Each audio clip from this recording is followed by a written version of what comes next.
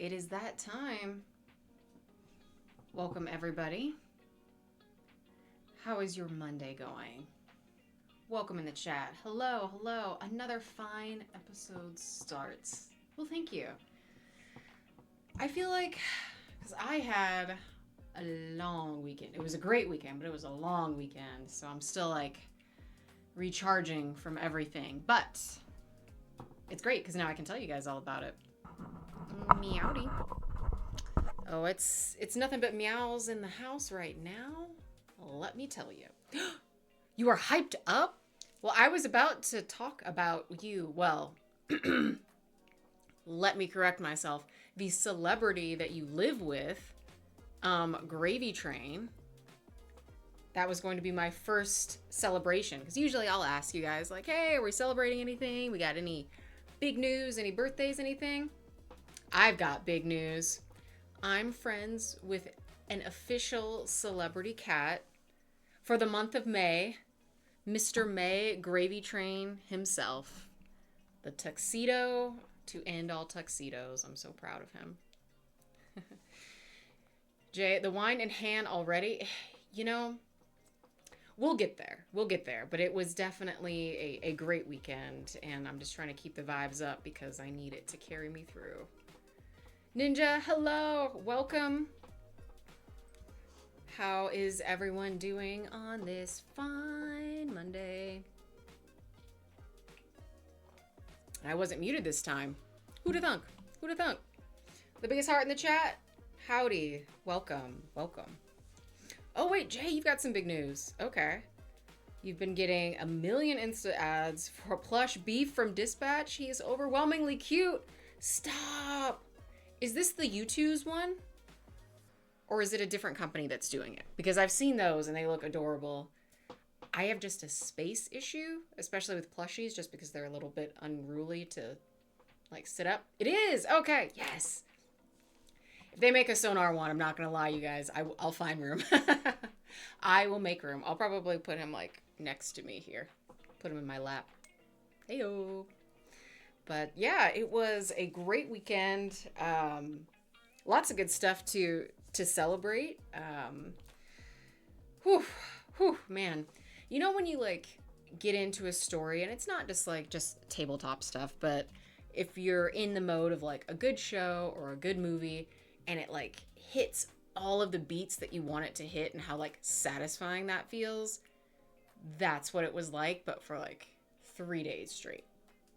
And playing with friends. So yeah, I will just jump right into it because that's kind of where I've been. I feel like it was a staycation of sorts, or not of sorts. It was a staycation, but we brought all of our crew in together. So we were all together, different states. We had a Canadian in our midst, and we just all got to like focus in and just be in this like dome of gaming for Friday, Saturday, Sunday. Oh, hello. Baka, welcome. I am doing well. The day is going indeed fine. And it seems like everyone's having a pretty good day. Gravy is famous. We love that. Uberdead's giving me just good energy, so I'm always a fan of that. We've got wine. We've got plush beef. The cutest chihuahua in the chat. And Jay, was this a regular Canadian or nefarious Fallout Canadian? Oh, there's always that secret third option. And she is a creatively beautiful Canadian, complete unicorn of delight from Arizona, that expat to Canada. But we got to have her for like 4 days, so that's always really great. I told her, I was like, all right, if I make it up there, which I do want to, I've got a foothold. I was like, I've got someone to help me out. Tell me where I can get the best maple syrup, and don't say everywhere. I want to know. I want to eat and drink like the locals. But yeah, it was a good time, and I know we'll still definitely roll to see what we're gonna chat about today. But I did want to talk about the game just because that is, whew, My mind's been in a place. I actually brought something with me that you can't see yet from one of my costumes for the character that I played. So I can just yap about her.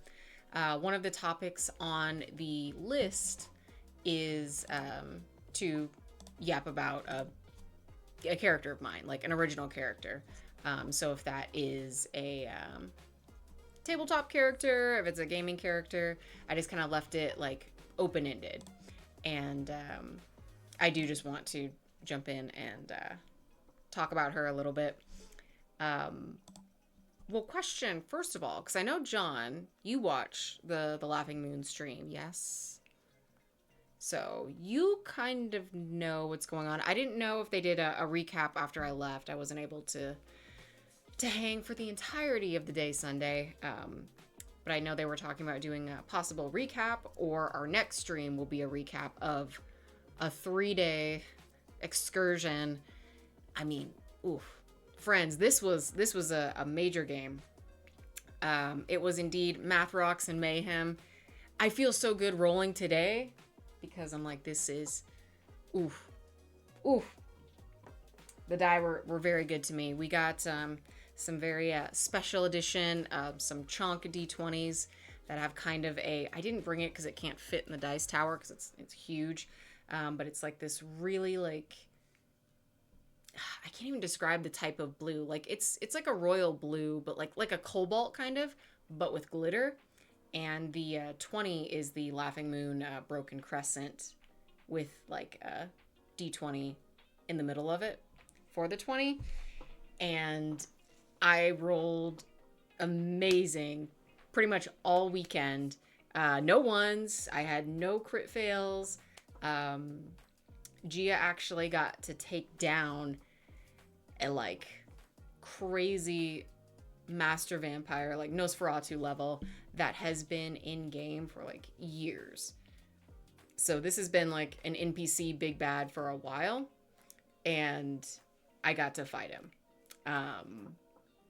The finishing blow though was even better. I don't want to spoil it, so I will leave that to the crew, but I'm just glad that I got to face off super big bad, and he hates the type of vampire that I am, and I just got to have beef with him, so that was really nice. I had an amazing kill. I had this really cool potion that allowed me to shadow step, so within your line of vision, anything that you can see, any shadow, I had the option to just seamlessly teleport from one shadow to another. And so we're in the battleground, set stage. John, there wasn't much in the recap last night. They'll do more on Patreon later this week. Yes, I thought that might be the case, so I'm dancing around those things. I just want to talk about the cool moves that I was able to do, because I was like, yeah. So more will come officially. I don't want to be the one to speak on behalf of the overall campaign and the really, really cool parts that happen. But Gia just had some cool rolls, doing the shadow step to this crazy, like, basically like a necromancer that was like a minion of like a death god. Not ideal. I teleported behind him, complete stealth, did a backstab, rolled a nat 20, one hit kill, and because of that, I stopped what he was conjuring, which was going to be some horrible atrocity from beyond that the party would have to fight. So it was like a 1 KO, and I was like, oh, I'm feeling great. This is awesome. And everybody was tapped. Oh, I believe it. Well, it's like, it's a good drain, right? Like you're with your people, you're with the game, but you're constantly thinking. It's like, okay, strategy, role play, character development, like all of those things are kind of happening all at the same time. And you're just excited. And being excited is great, but it's also just like physically exhausting, and you don't like realize it until you're done and you're just like, oh man, I'm beat. but it is in the best way because we all go so hard and we all put so much into the characters, into the story, and we do get to relax. And when we do relax, we relax. So that was great. And yeah, just getting together with everyone. I did a little sneaky. Ninja, what makes a D20 roll good or bad in general? I don't know anything about that kind of stuff. Oh, well then I can talk about it. So basically, with our wonderful D20, I know in one of our previous chats, we identified the exact geometric name for the D20. I keep wanting to call it a deca something, but it's not. But anyway, the 20-sided die is basically the general barometer for tabletop games to determine success or failure for whatever you're trying to do. So a 1 is a crit fail. So that is the lowest that you can do. If you're trying to do something, you're failing. You're not doing anything. The opposite, obviously, if you roll a 20, that is like you are golden child, you are Ferris Bueller, you are Midas. Everything comes together if you roll a 20. Your crit success, crit hit. So that would be like the basic. The other dice, you have D4. That's your obviously 4-sided. It's usually like a little pyramid. Then you have your D6, which is the cube, like standard gaming die. D8, 2 sets of D10s. So they're sometimes called like percentile dice. So if you want to calculate percentage of success for something, you can use those two, or you can just use it as like a 10-sided die, and then a D12, obviously your 12 sides. So depending on like the types of weapons that you have, like the amount of damage that you can inflict. So case in point, one of our enemies was some obscene undead bone dragon that did, I think it was 4 D10s of damage. So that means of your 10 die, you have the potential of doing like 40 points of damage within that, or only 4, depending on, again, how bad you roll. But that would be very high. What we do in Laughing Moon is something called blow up dice, which makes it really fun or devastating. If you roll the like max number on each die, so like if on the D10, if you roll a 10, you get to roll it again and add to it. If you roll a 4 on a D4, you can add to it and roll again. So it definitely makes it fun. I think there's probably some homebrew games of like D&D that might have something similar, but for Laughing Moon, that's how we play.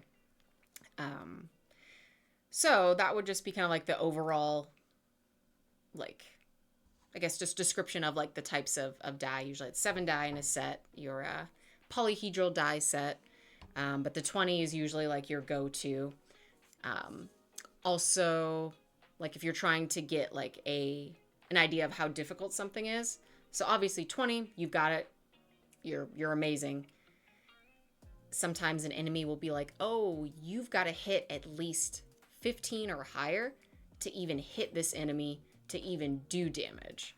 So D20s will be used for that in tabletop games a lot of times. So depending on how high that number is, that's going to dictate how difficult or how easy. So that's the crash course in general die rolls for tabletop games. Kronos, welcome. Good start to the week. Thank you. I hope all is well for you as well. I just really just kind of, my mind was not in the game of life today because I was still in the real game, my real life. And it was funny when I got back in and I was just like depleted, but again, in the best way. I started up Mighty 9 also, and I was like, well, you know what? There's no time like the present for something similar in tabletopness, and that was really good. I binged, I think, like 6 episodes. It was like 2 in the morning. I'm like, I know I've got to go to sleep, but it's so hard for me to find time that's like uninterrupted time for me to watch things. I just need to power through, like, basically like through the night so that I'm not interrupted by something or I don't get distracted by something. And yeah, I just didn't want to stop rolling, guys. It was way too fun. The best counter spell is murder. It often is. We don't have counter spells in Laughing Moon, but it is something that can happen if you roll a 1. But what's interesting is that with the party that we have that we usually play with for this campaign, no one is really like a magic user or like a mage type. And it kicked our ass because of it. Because everyone wants to like swing and cleave and sweep and do all of this other stuff. And for some enemies, it didn't even register as damage because they were all like enchanted undead beings. So I was like, well, this is definitely giving me some food for thought for my other characters because I've never done any that have been like magic based. John, you say unless you're a dwarf and blow up with over 90 points. No joke. Like blow ups are crazy. And then like a backstab and an impale within our game. There's all sorts of like additions that come with that. If you impale on a shot, it doubles the damage, which can be devastating. And I love when I do it. And I love when I use something that's like just like a dagger, which is usually like minimal damage. It's a D6. And if it blows up, then I get to roll that die again, add to it. If it blows up again, you know, and you can keep adding. And then you can roll to impale. And if you impale, then it doubles whatever damage you've done. So a little D6 dagger can sometimes do like 40 damage, you know, crazy amounts. Hello, the wall's holding up the party. I love a quick pop in. Hey, listen, just coming in to say hi, even for a little bit, that always makes my day. I hope everything is well with you. I hope your Monday was fabulous.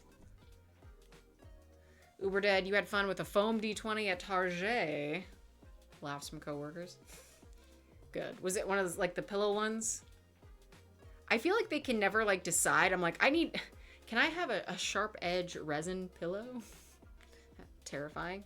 It would have to be like reinforced, I guess, at the seams with like something. Give it underwire. Please give my dice underwire so that they can lift and separate. I had a like a standard game die D6 that was covered in sequins in my room for the longest time.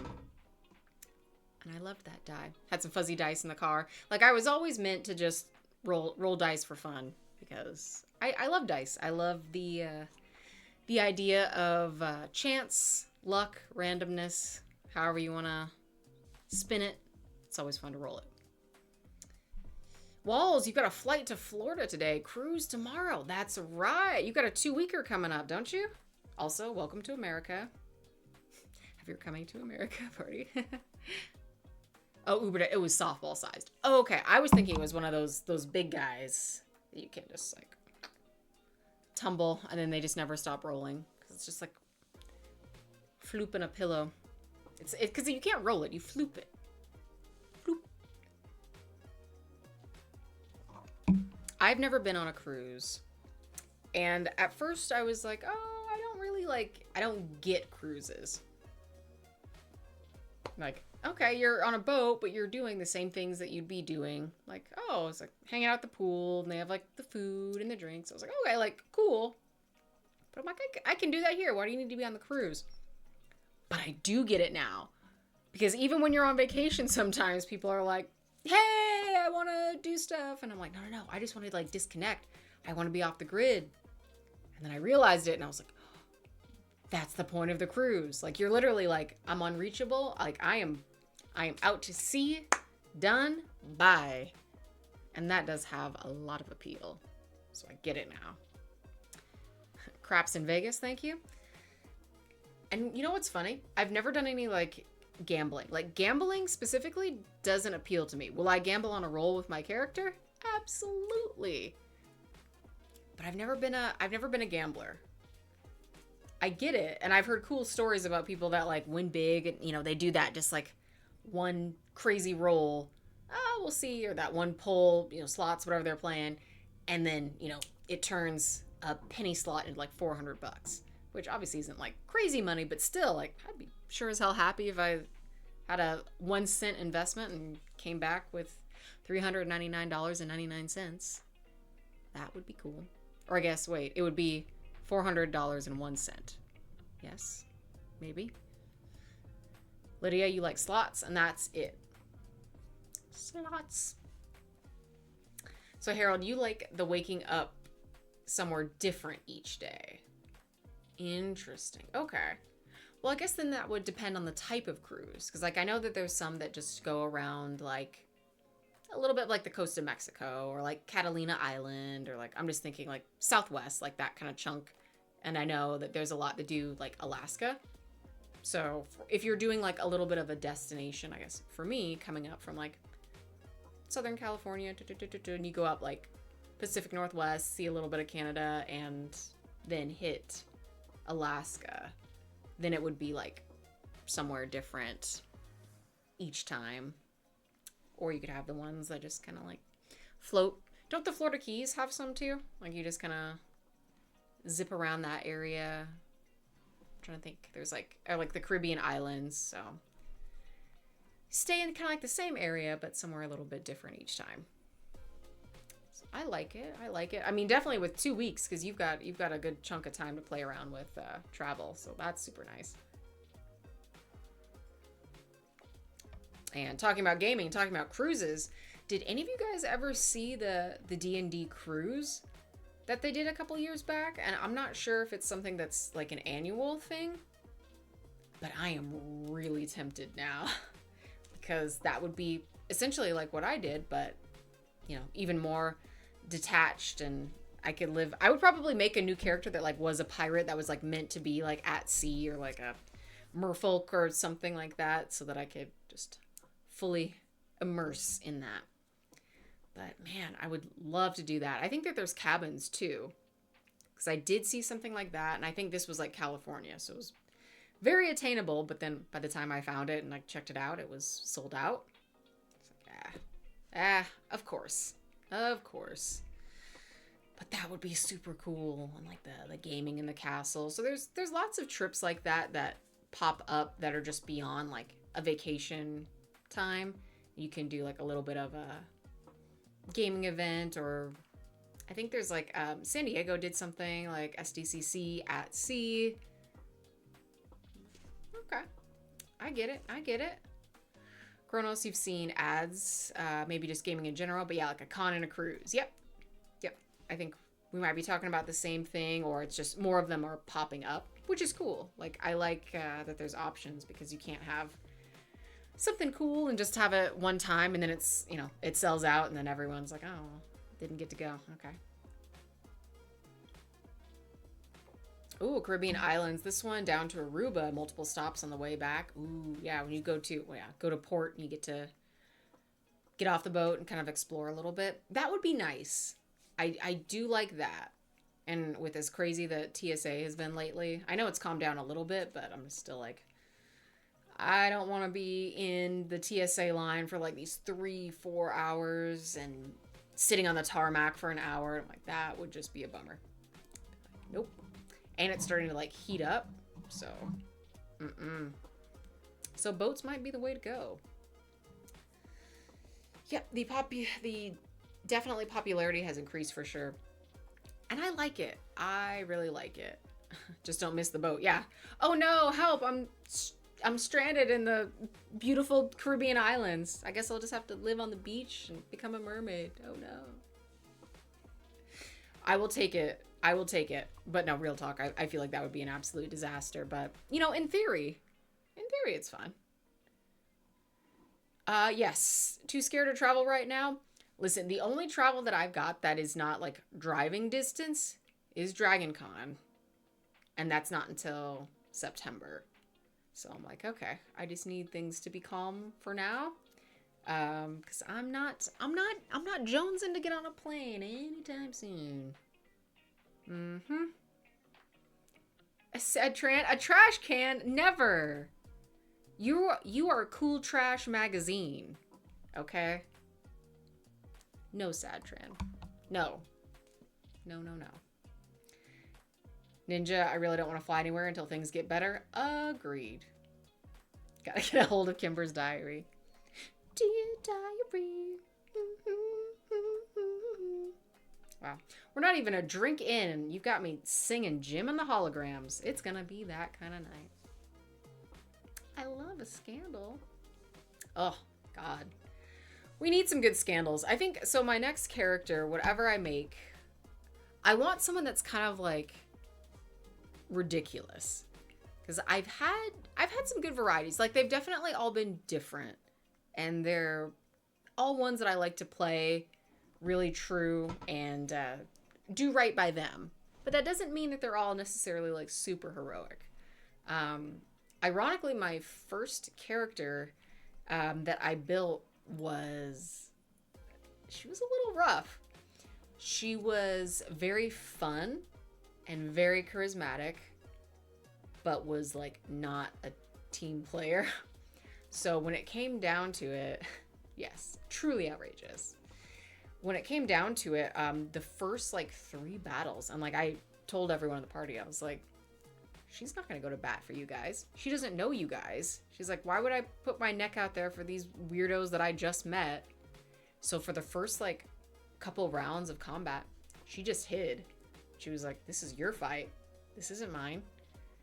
And part of her arc was like coming around to the party, but like realistically, like, I'm not going to care unless I can care about you, and then I will fight for you. But then by the time that she did, it really like meant something, and it hit a little bit harder. So sometimes you just gotta give your characters a little room to be kind of messy and kind of shitty, and then they can come back from it and grow from it. So what a time. That was just years ago. I still play her on occasion, but it's been Gia for a minute. Walls, you have pre-clearance. Customs asks if I have anything to declare. No from me, and he says, away you go, and done. That's beautiful. I wish travel for everyone was that easy and was that beautiful, and I hope that travel continues to be, no pun intended, smooth sailing for you. And I hope that TSA doesn't break my props or go through my bag. And like, I'm like, I don't want your dirty hands like touching my stuff. Like, I know you got your little gloves, but I'm like, I don't need you handling my unmentionables, okay? TSA, I don't like it. I don't know you like that. And even if I did, take the gloves off. Uberdad, you are not interested in our universe's Hydra agents? Who? You are saying all the right things, and I completely agree.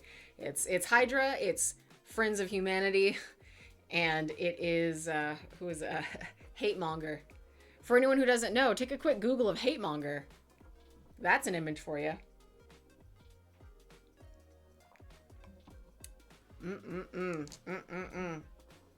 I want, specifically, yeah. They can, FOH can FOH. I'm so glad. I knew someone in the chat, and you know what? Not to bring it back to X-Men,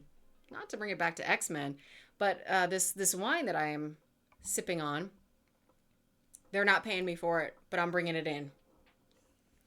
It is indeed the Juggernaut that we are sipping on this evening. And it has this lion, so it's very like cat approved, which I like. And Lydia, you're a Leo, so this is yours. And this is like gravy, also celebratory wine. Jedi TSA, please explain where you got this lightsaber and provide the location of the Jedi. And that's when you would just come in and be like, no, absolutely not. Real Jedi in the chat. Finally, we are safe. Thank you. Uberdet. Now back to our happy subjects, X-Men. Who loves a character full of trauma? I do. Oh. Oh. Season 2, I'm going to be a disaster. I'm already enough. I've got like Maul and Mighty Nine, and I know that the show isn't following the complete like campaign beat for beat, but of course, my favorite, my clear favorite, which I already knew before I even started the show, is going to, I don't want to spoil for anyone, but going to be taken out of the game in some degree. And I'm like, of course. Every single one. If I like a character, they're just going to die at some point. And that's just them's the rules, and that's just the way it goes. Gravy is too young to drink, but I will drink a whole bottle just for him. Me too. How old is Sir Gravy? Gravy is 13? 14. That bright, charming young man. 16! Sweet 16! Oh my goodness. So for everybody listening in the chat, I just have to say, Lydia's amazing, familiar, and incredible fixture within our society, Gravy, aka Gravy Train, a very handsome tuxedo, Felis Catus, was featured, or will be featured, in the upcoming calendar for May. So Mr. May, Mr. Gravy, will be published, looking handsome and dashing, and I cannot wait to buy one. And don't the like proceeds go to like is it a shelter or ASPCA? I forgot what the calendar was, like the secondary benefit. In addition to improving the like room aesthetics on your home by at least 500%, it also goes to animals. Yes. Walls, you remember my reaction to Infinity War? Oh yeah, and I'll never forget. Guess how many times I've seen Infinity War?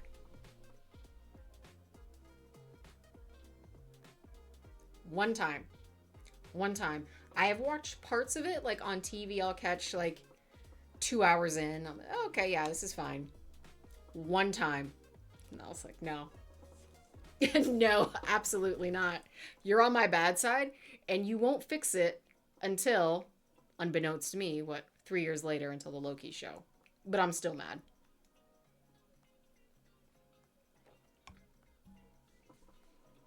And yes, you think the donations go to local shelters around Texas. I love that. What's upsetting is that Arizona and California have some of the... We are the highest in the country for euthanasia in shelters, which just breaks my heart into 80 million pieces. So fostering is super important for me, and adopting shelter pets. I love doing that, and I love like trap and release programs, and the fact that we have more no-kill shelters than other ones is amazing. Because man, whew, if you want some supremely depressing statistics, that's some. Just because our climates in Southern Arizona, Southern California are so warm all the time, it just allows for more litters, and as a result, bad math. But the shelters that I work with are amazing, and oh my god, these little guys are going in for their first shots tomorrow. Already, they hit that 4 week mark, so they are at a month old. They're already gaining like more power. One tried to escape the little playpen. I was like watching velociraptors in the kitchen. I was like, oh, clever girls, all of you. Well, one girl and 4 boys, but you know. Crimes. Nothing but crimes. And yeah, Ninja, listen, I was all hyped. I was in costume the very first screening, and I'm like, oh my god, they're gonna meet, right? Like, are my 2 favorites going to meet? This makes sense. Like, hey, were you abused by Thanos? Yeah, my whole life. Were you abused by Thanos? Yeah, like the last... who knows, 2 cosmic years, and I've been brainwashed and pretty much wrote off my whole family. Hopefully something good will happen. And it was the worst that could happen. Both of them. Both of them. I couldn't be more upset. I get re-angry thinking about it. Ugh. John, you saw it in the theater and bits later too.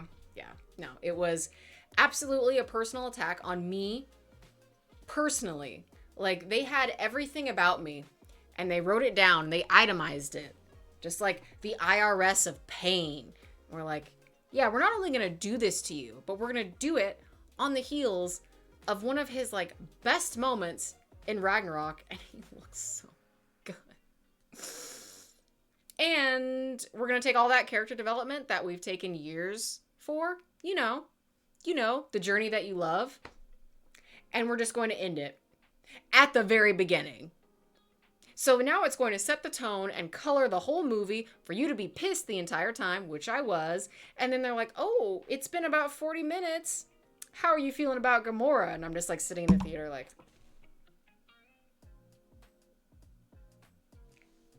Horrible. Horrible. Tomato, tomato, tomato. I mean, yeah, the movie overall is good. And I can recognize a good narrative. But still, tomato, tomato, tomato. Whole salad bar. I'm throwing it. So mad. But then they're like, oh, well, we got the Loki show coming out, so he's gonna come back. Okay. I'm like, but still not the same. And then, okay, Guardians Volume 3, Gamora's back. Ravager Gamora. Okay, but it's not the same. So I've just been salty. I'm bringing the whole sizzler to the theater. I'm going to throw the worst cut of filet mignon at the screen, and it's going to slide down in a Worcestershire sauce streak of disappointment, because that was what I had. Constantly. Terrible. Absolute betrayal. I'm finishing my wine.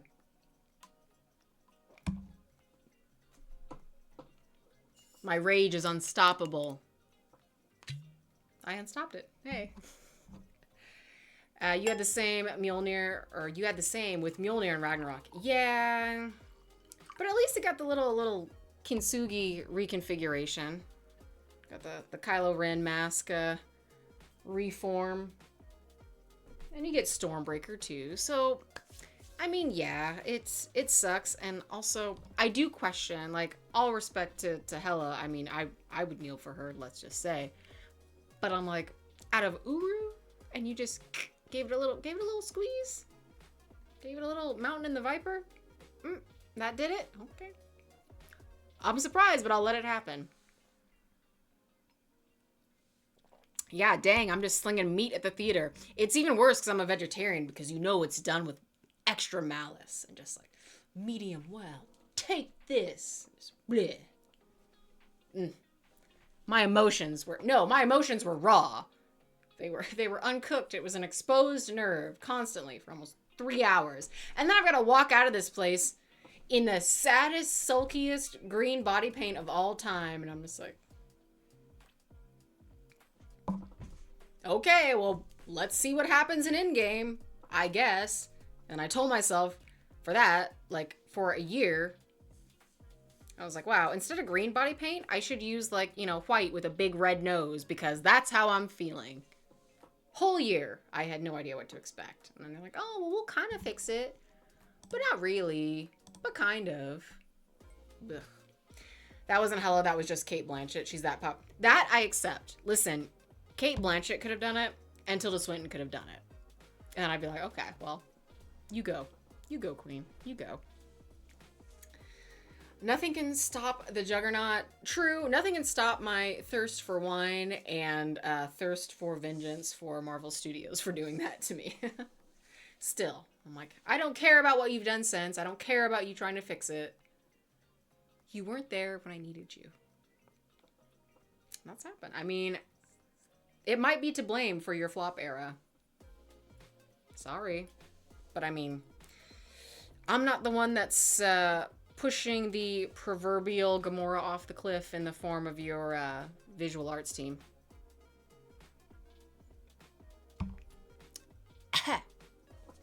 Shame. Shame on you. Jedi, my rage is valid. Thank you. Loki should have made it and had his arc continue to completion in the films. I wanted Thor to get his vengeance and not be a parody. Also 100%. I didn't care for that characterization of grief of Thor. Also agree. And people will often just assume oh, you don't like Thor because you're such a all in for Loki. And that's not the case. I like Thor.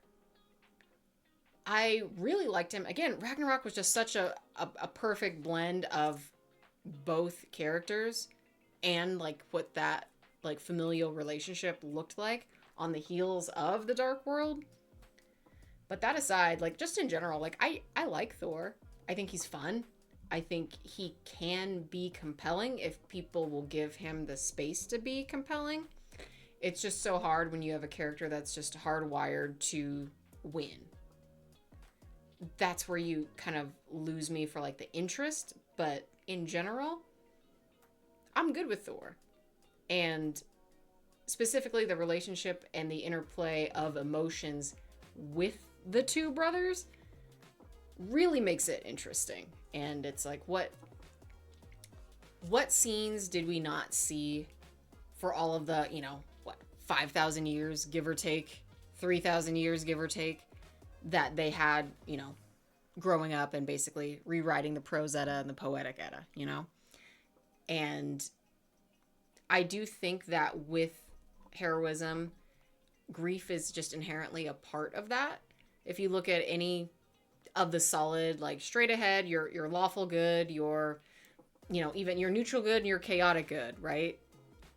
There's some element of loss to every single character that's a part of it. If they're not an orphan, they've lost someone or lost something that was a part of what made them what they are.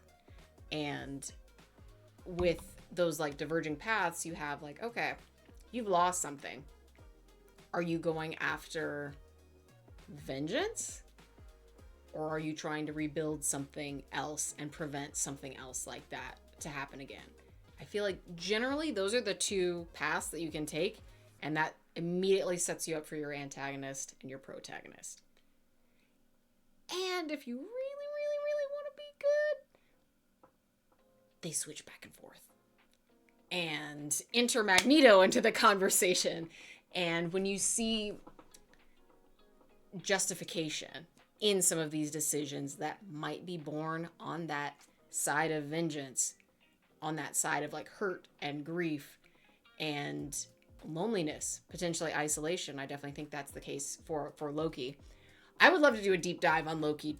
I could do a whole stream easily just on Loki and my feelings about him as a character, and I would look at mythologically, comically, and cinematically every appearance that Tom has done with Marvel, because they are very different. Anyway, I'm getting off track, but I just want to say, oh, John, you're going to bed. Good night. I'm so sorry. I just got lost up in the Asgardian sauce. I apologize, but have a wonderful night. I don't know if I'll catch you on Thursday, but if not, smooth sailing on your cruise, and I hope you have a fantastic, fantastic time. Uberdead, they're re-releasing Infinity or Endgame with extra content? Yes. And I keep forgetting which one, but apparently there is something else, and we as the audience are being ushered into it with specifically Doomsday in mind. So I don't know how I feel about that, but either way, I'll check it out again. It'll be nice. In-game I can do again. I'm still mad at Infinity War. Yes, it's been 6 years. Don't care. Still mad. Still mad. Chris Hemsworth signed Mjolnir lives in your... Wait, you have a Mjolnir signed by Chris? And that lives in your living room? What? That's amazing. That is amazing. Jedi, Loki's grief over his mother's death revealed as his illusion after Thor leaves was on point. Yes. Hiding his trauma until Thor leaves the room, and you see his disheveled mess of a cell resonated with me.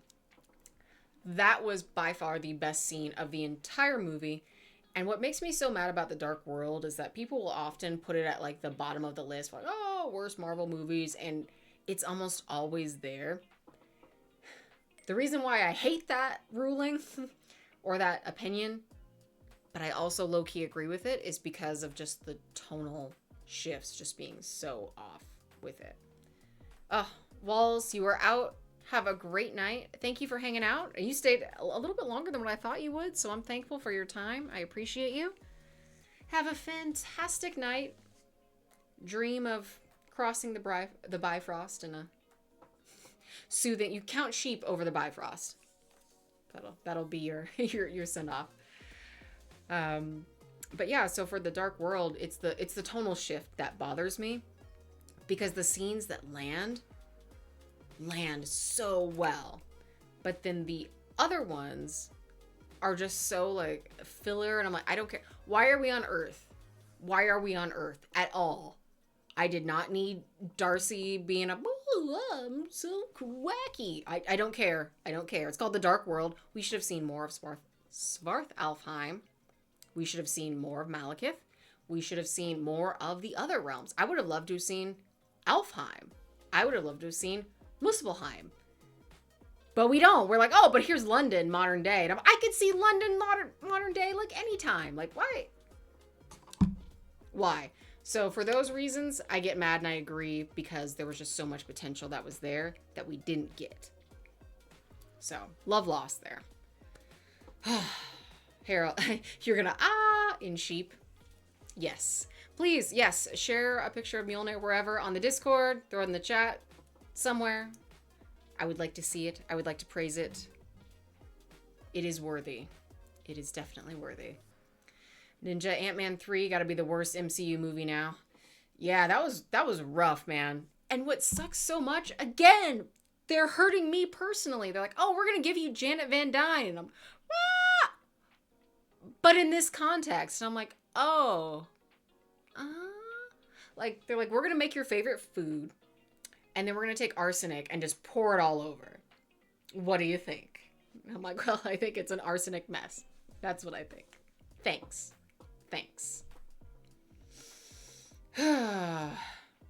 Here, look at the land of the turfs instead. Ugh. Hate it. Kick them to the curb. We're just gonna sink them all into the ocean. Into the ocean you go. Ugh. What gets me upset about movies, and specifically like the characters that I like, people are like, oh, they like water it down to like, oh, you just like the actor. You just think he's hot. I'm like, listen. No. Because there's lots of people that are like, oh, wow, look at this aesthetically pleasing human. That's great. I'm like, no. It is about the character. It is about who they are, what they are, where they were, where they are going. That is what makes it. And while the two don't need to be mutually exclusive, that's really where I get like fired up. Like that is the pilot light on my stove, and that is what keeps me burning. And whenever I see like that just like not being considered, that just fires me up. So in short, and again, I could literally do on all of my favorite characters. I could go into my deep, beyond a TED Talk, beyond like the PowerPoint party.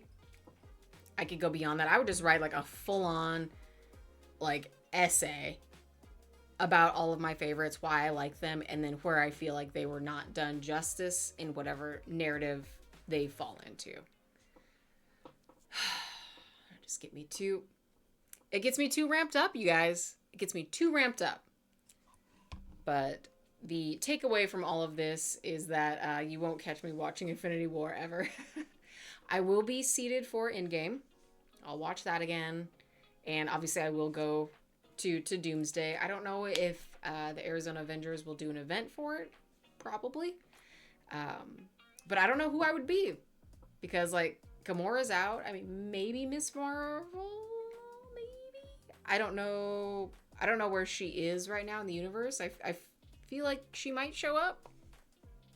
But other than that, I just might be an attendee. I might be a helpful person.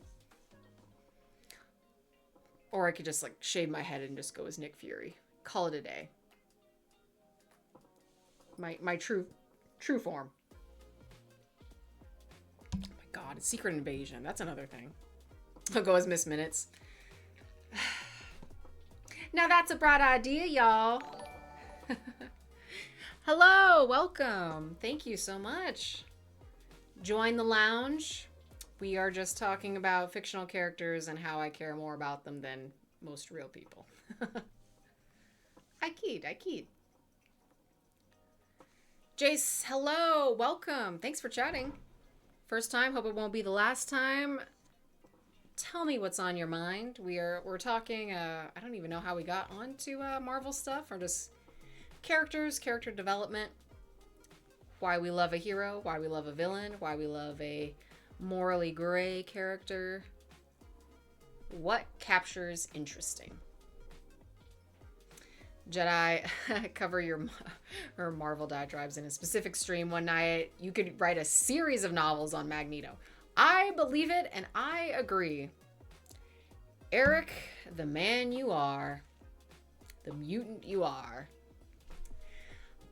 What's also so exciting about a lot of these characters is that like we've had like decades with them, and it's at the end of the day, those core details always stay the same, but then under a different writer, under a different lens, there's going to be a different inflection that's going to pull each time, right?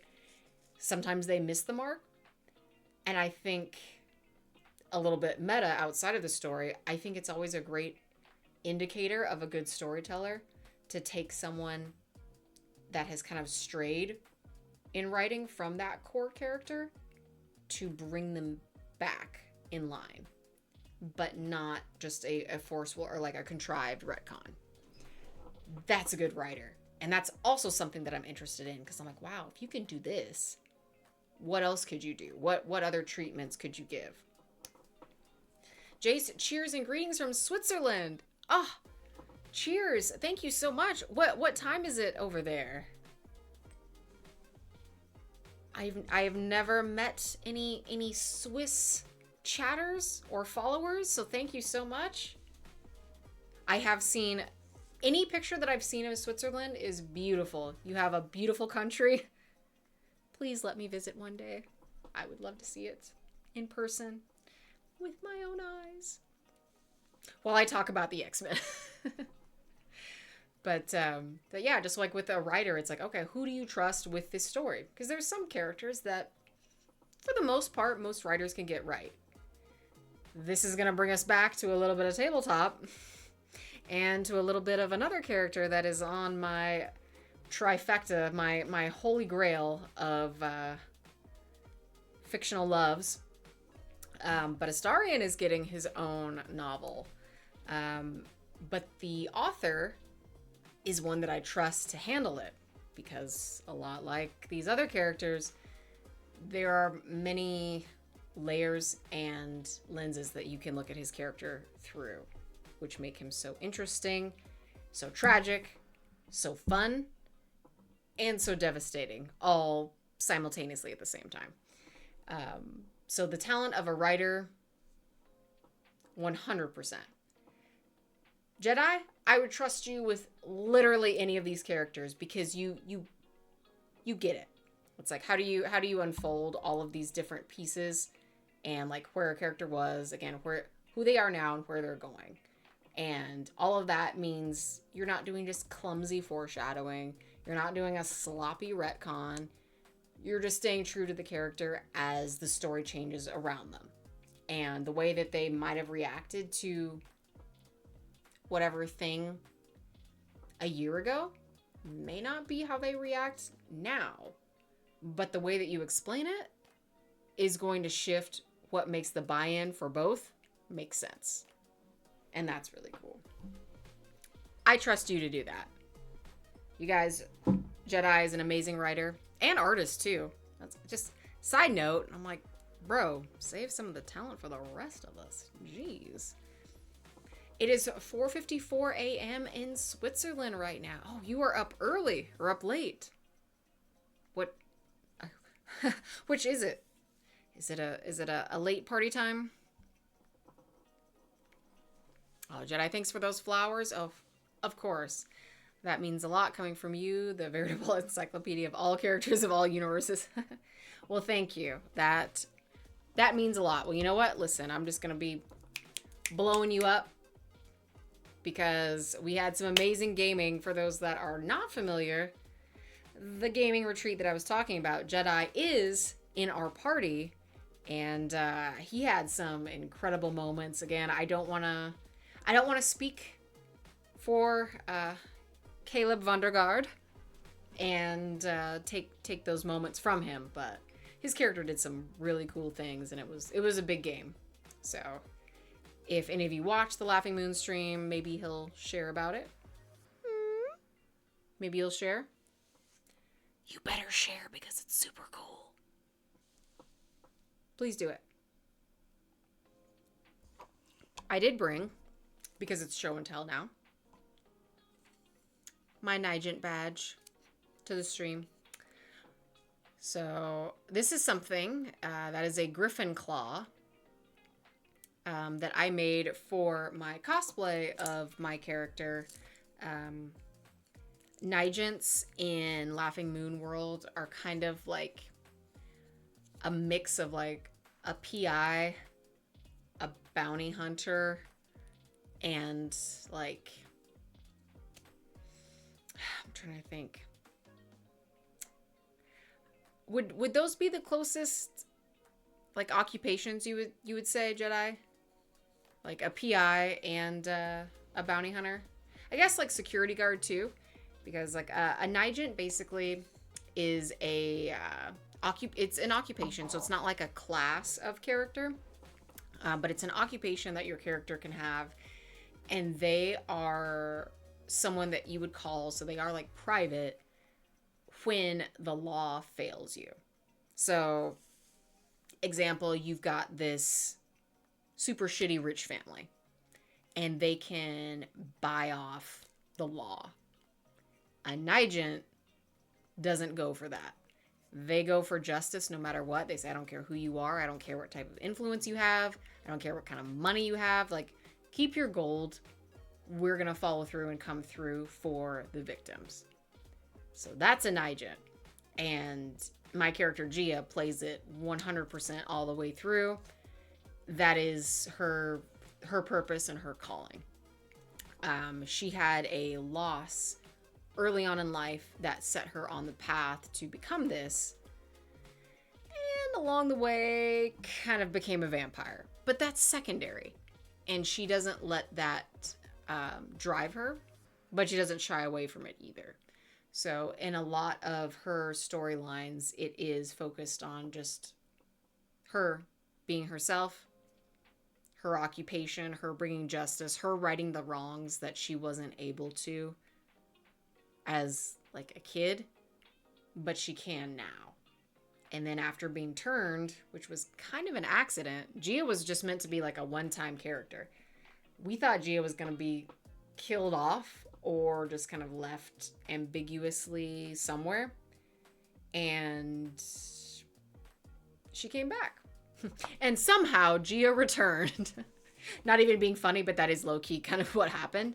And then I was like, well, wait, we can get a little bit more with this.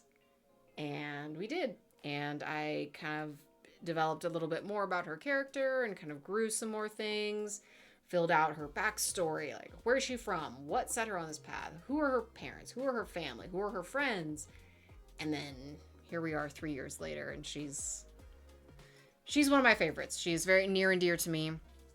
She is the second character that I've actually done like a full cosplay of, and I do have one more in the works, which is going to be really fun. I'm very excited for that one. Jay, so they're the A-team. They are. They are the A-team. They are a... well, because not everyone is a Nigent. She's the only one. I'm trying to think of classes for those that may not be familiar with Laughing Moon. Like we have a kind of like your bard character. In Laughing Moon, they're called Dazzlers. So we have a Dazzler. Jedi's character in the chat, Caleb is a monster hunter. I would kind of say, actually, Jedi, if you are listening, if you were thinking of like a D&D equivalent class for Caleb, would you put him in... Actually, would he be a paladin? I'm not too sure what you would put a monster hunter in. He doesn't really make things. He doesn't have a patron. He doesn't do a lot of magic. He is a fighter. He's like a rogue paladin. I would put him in there, dual class. And then for Gia, I definitely think oh, fighter rogue. Okay. I could see that. And swashbuckling for subclass. Okay. Agreed. It's definitely a fighter. I guess because I'm thinking of like the knowledge that he has and the not necessarily like attachment to a deity, so not that part of paladin misses, but the focus to vanquish like evil and like undead and unholy. But fighter definitely. Oof, he's my boy can fight. He is a fighter for sure. He's also like a very strong like intellect. Like he's very well rounded for like knowledge, and he makes some like poultices and like potions and things like that too. So he's a really cool character. We love Caleb. We love Caleb. So we have who else in our party? We have a priest of a like love deity. So we had that at the game. Definitely like a thief, like more straightforward rogue type half elf. Two of those actually. One human, one half elf. And then we have a full elf that would definitely be. Would you think that Otir would fall into a little bit more of like a paladin type or fighter type? So he's a full elf and has some pretty cool powers. But I would say that we have a very well-rounded team. And because there were so many of us at the event, we had 2 tables going, which was also very fun. And we were kind of like swapping out at certain times. So we got a chance to have kind of like both storylines concurrently.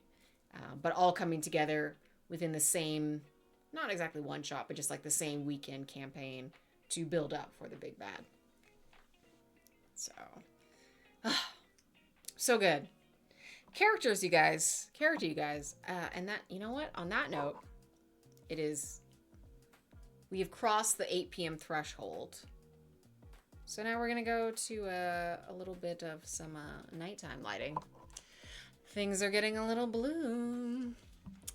Otir is a knight, close to a paladin, but not to a deity so much as fate. Yeah, so it's definitely different. It's not like a one-to-one swap out for D&D. But yeah, I think we're kind of on the same page. So cool. So cool. Almost like I don't even want to say sorcerer, but just kind of like it's innate within him just for the type of elf that he is. Hello, thank you so much. Welcome to the lounge. Thank you for following. I think that... okay, or cleric-like relationship with fate being Bandu. Caleb and Otir both have that. I think that's definitely very fair. Yeah, cleric over paladin. Okay. So for everyone that is listening and or watching, if those types of characters appeal to you, I would say something that's a little bit different would just be like the race composition. So like a full elf is in Laughing Moon like a rare thing. Most people are half elves. But ironically, Caleb and Otir are full elves, and they are different types. which also makes their characters interesting and the relationship between the two. And they're also good because my friends are some awesome role players. So if any of you are subscribed to the Patreon and you can get all of the extra stuff and all of the background info, it's so good. It's so good. So I think it might be that time, on that note,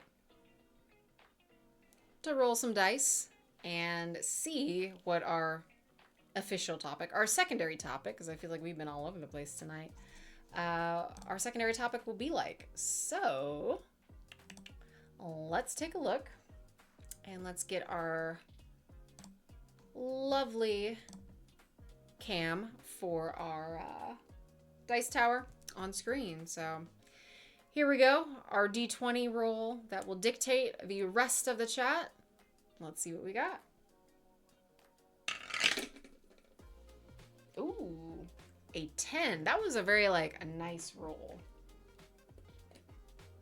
So we have got our 10. Oh, I just don't know how to turn. It was a 10. I'm just wonky trying to watch this in the camera and in real life. So for our 10, let's take a look at our topic. Oh, really? Okay.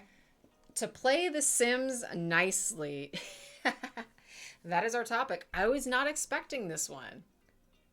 I was definitely not expecting this one. How many of you watched the first Sim stream when that came up? I think we rolled a 1, and it was a random game, and we picked Sims. This one is specifically playing The Sims nicely. Big money, no whammies. We got no whammies.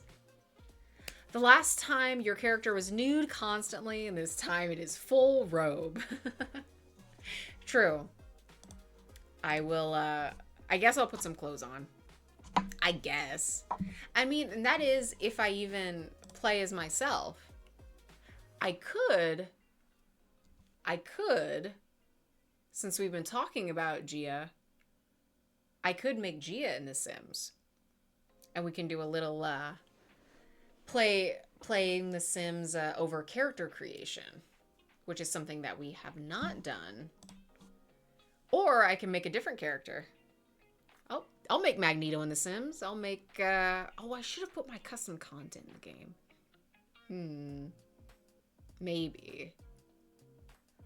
Or I can make one of you guys in The Sims, and then you'll be at my mercy. Ninja hugging people while nude was wild. What was wild is the fact that, like, I couldn't get a drink at the bar. I had to make it myself while nude and pay for it also while nude. Rude. I was nude and it was rude. I am not a fan of that. I was like, listen, if I'm making my own drink, I shouldn't be paying for it. What kind of operation are you guys running? Ridiculous. Rude boobs. They were rude boobs. I feel like I got rude boobs tonight. I'm like, my shirt's falling down. I'm like, get it together, ma'am. Jeez. All right, so let's see. Oh, The Sims. Oh, The Sims. Okay, let me see. I want to do a little, we'll put this to a more fair vote, since this is our first time officially coming to decide on a game. And I don't know how many of you are listening or watching that caught our first time playing The Sims, but that is indeed my jam for a game. It is my happy place. It is my zone out place. Sometimes I'll just spend like 2-3 hours just building a house and then decorating the house. And I'm just like, oh, this is my escape, and I can just check out of everything else. Sometimes I'll do just more like gameplay stuff, and just like, I'm like, oh, who do I want to make today? What kind of person? What kind of story do you want to tell? Because it just goes back to that. It's the character creation thing. And I think that's why The Sims fits in so well to what I love to do. So I'm a little bit, I'm a little bit biased. Jedi, if you're still in the chat, what if I made Caleb? What if I made Caleb in the game? I don't have all of the nice custom content stuff. But I could try. I could try to make him or any other character. I could make Vale. Vale is kind of like our Bosley, if this is Charlie's Angels. He's kind of like our main NPC that gives us our tasks for our missions. And he's a really cool half-elf also. Jedi, you are here for any character I create. It'll be fun. Yay! Okay. Well, on that note, I think I might try to do it. I might try to do both. I want to see, hopefully, if I can see all of the chat while I jump into The Sims. But I'm so mad. I was like, oh, I should bring in all my custom content stuff because I have a whole bunch. Because I'm like, this base game stuff is not gonna cut it because your girl likes all the specialty things, and I have none of that right now. I don't even have my vampires, which is just a shame. Such a shame. Such a shame. Ooh, that's the Juggernaut talking. All right. So let's jump into it and see how things are looking. All right. Oh, I get to stay on. Yeah, I guess we can stay offline. All right. So we are going to just load up. Let's see. Baka, you have to go. Thank you so much for hanging as long as you did. Thank you so much. Have a nice night yourself, an amazing week. Thank you. Thank you for coming to hang out. I'm glad that the last thing you see is me just flushing the toilet. Love it. Love it. Thank you. Thank you for hanging. Oh, Kronos, you've not seen The Sims in a long time? Ooh, we'll strap in because this is my version. This is the version that can kind of get chaotic. We are following myself right now. My Sim self, my base game self with brown hair. Ugh. Ugh, what am I doing, brown hair? Oh, game is loudish. Thank you very much. Let's go ahead and fix that right now.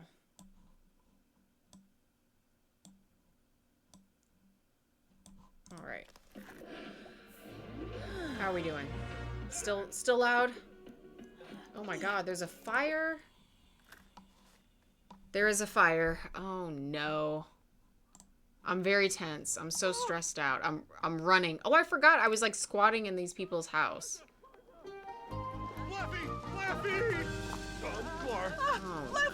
Oh no, that's better. Okay, awesome, awesome. Can you still hear the game and still hear me? Because we gotta watch these people freak out. Oh my God.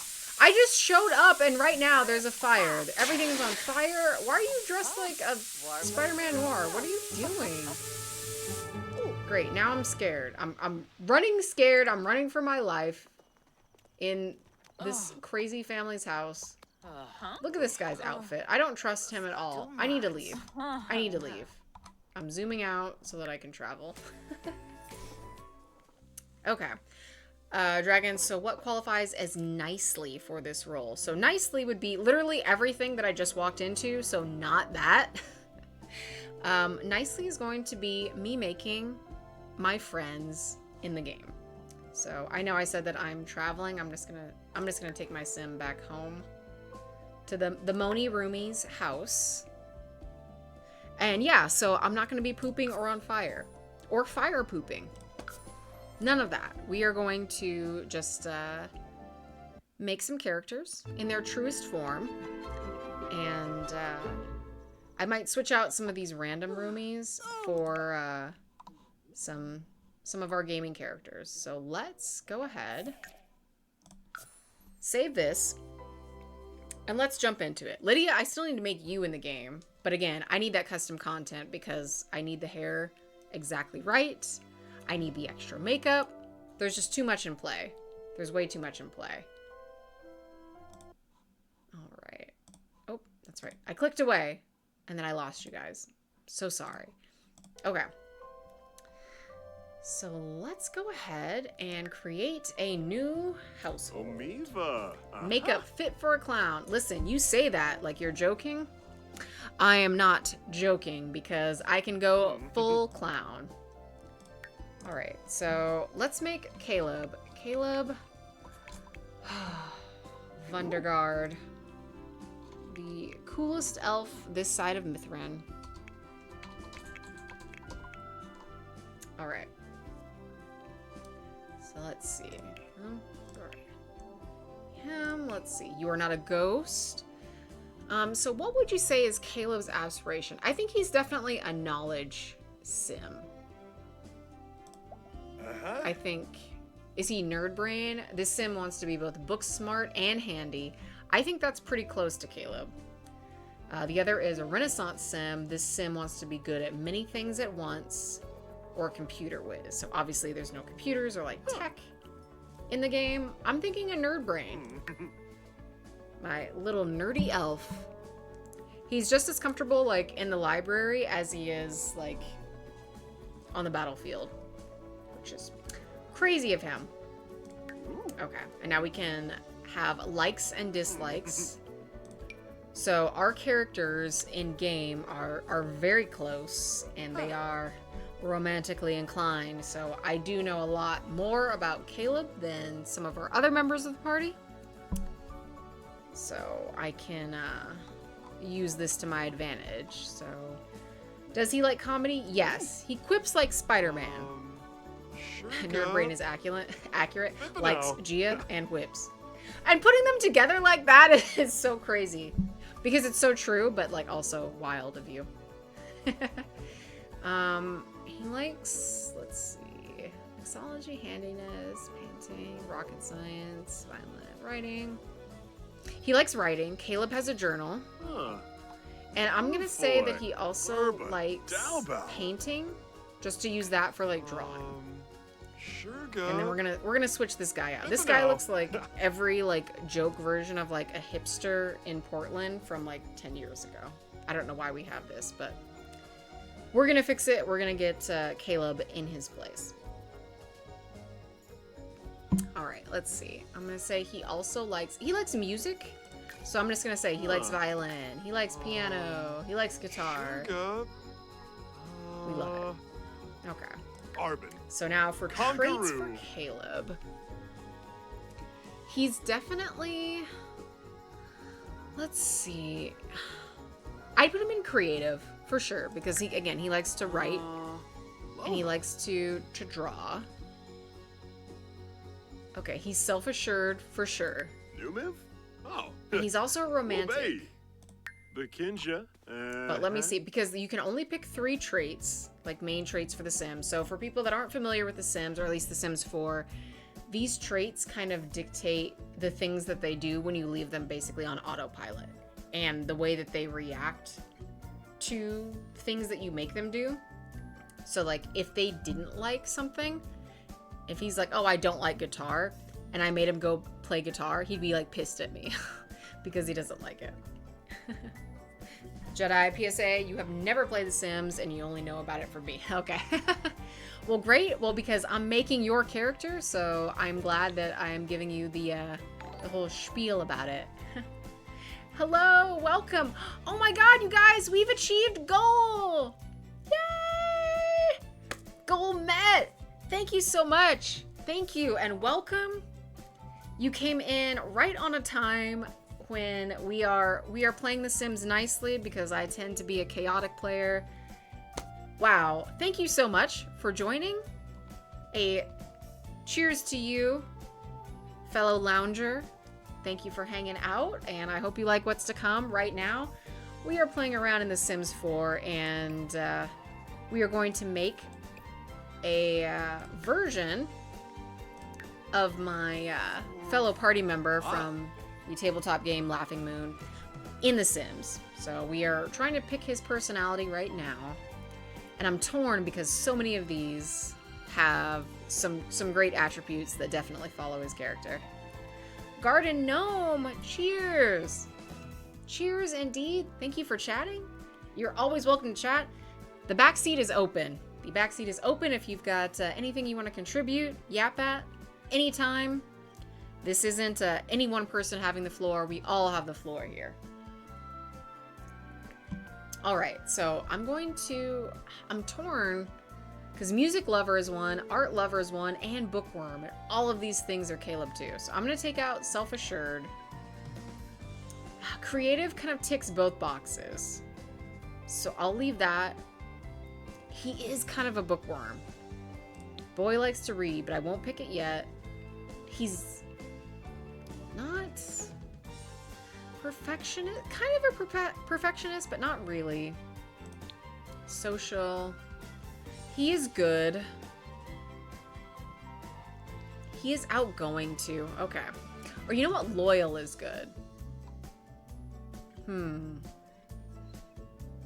Oh my god. You're on a mission for permission? Well, you know what? Permission granted. That is the way that it goes. Consent for suggesting things in Sims is always granted. Consent for backseating in games is always granted. You know what? The vibe that I like to cultivate here is truly just to hang out. So it is just a good time. Whatever you feel like. If you feel like just hanging back, if you feel like just lurking, that is good by me. If you want to be into it neck deep with me, come along. The journey is ours, whatever we want to make it. Jedi Robbie once called Caleb an artist bookworm wrapped in a cage fighter. And he's so right for that. He's so right for that. Okay. So I'm going to go back. We're going to say creative, because that ticks the music and the art, and bookworm. And I know I'm biased for romantic, but he is a bit of a romantic. We could also give him, because we don't have fighter, but we do have, let's see, where did it go?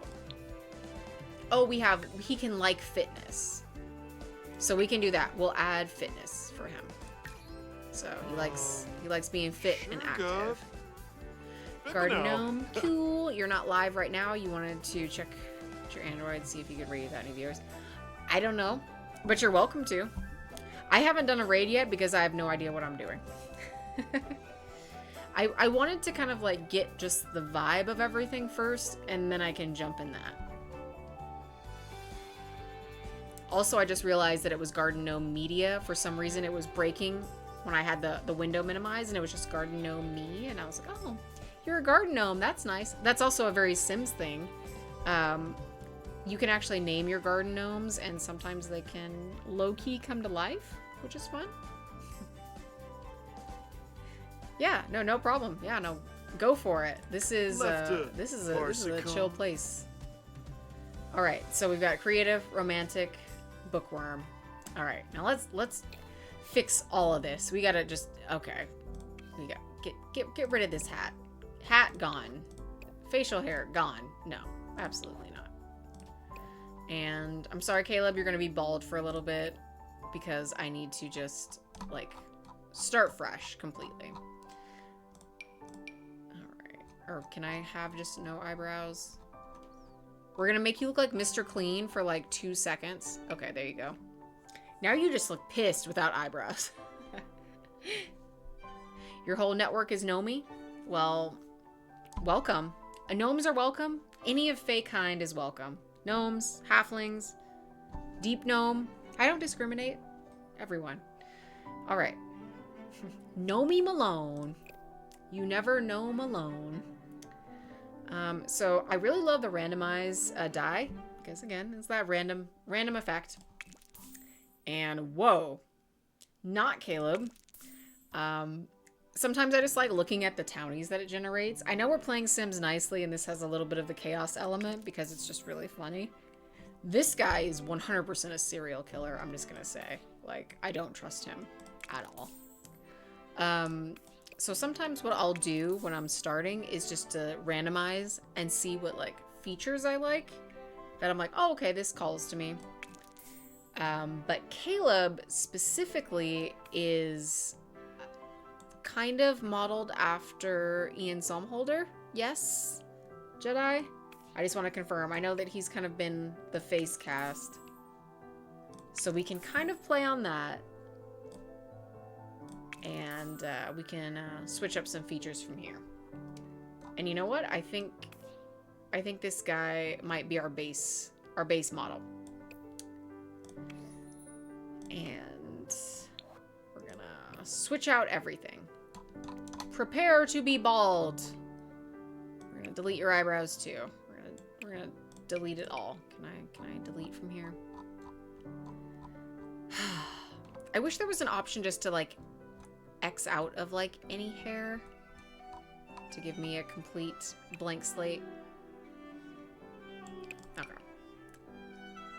Complete blank slate. And I get to laugh at you looking like Mr. Clean. But it is fun to kind of start from like literally nothing and then move forward. Okay, we are correct with Ian. Okay. Perfect. So, I know you guys are like, how are you getting there for? But just listen. Just stick with me. I've been doing this for 800 years. I've been doing this for a long time. We are gonna make some vibes. And he's like not exactly Ian, but we're getting close. Let's see. So we'll go with that. You know what?